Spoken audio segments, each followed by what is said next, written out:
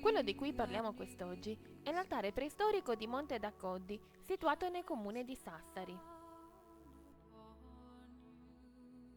Sin dal 1952, quando iniziarono le ricerche e gli scavi archeologici, fu subito chiaro che sotto la collina, di circa 75 metri, si trovava un edificio molto particolare. Monte d'Accoddi, che secondo la vecchia toponomastica indicava un monte di pietra, mostrò innanzitutto la presenza di un grosso edificio qualificato dai primi studiosi archeologi come un qualunque nuraghe molto degradato.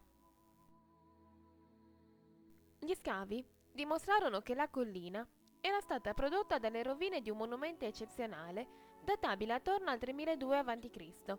e forse andata in disusa attorno al 1600 a.C. Bisogna tener presente che la collina venne profondamente alterata durante l'ultimo conflitto mondiale a seguito dello scasso di una trincea circolare scavata per l'artiglieria lungo i fianchi del monumento.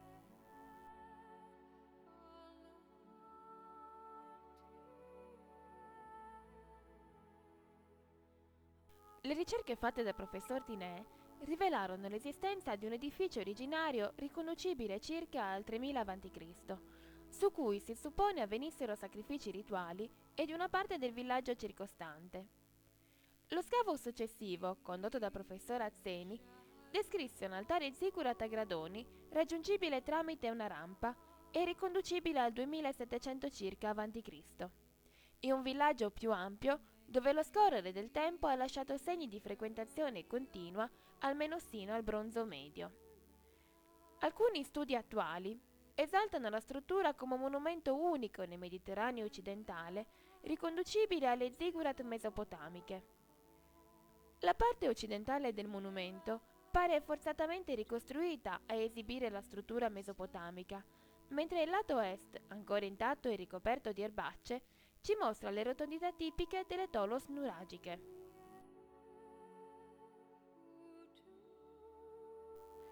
In prossimità della grande rampa, sul lato est, è possibile osservare una lastra trapezoidale supposta come tavola sacrificale per animali, con 7 fori in prossimità dei bordi.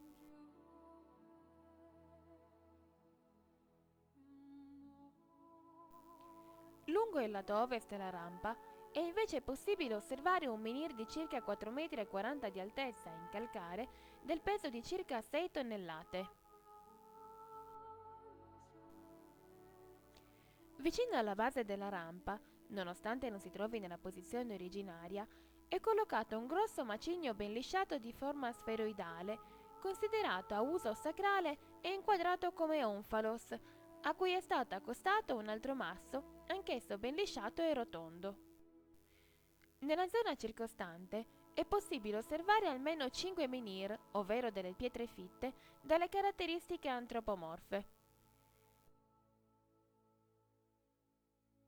Il villaggio prospiciente mostra numerose capanne, tra le quali una, quella dello stregone, con il paramento a sacco tipico delle costruzioni nuragiche.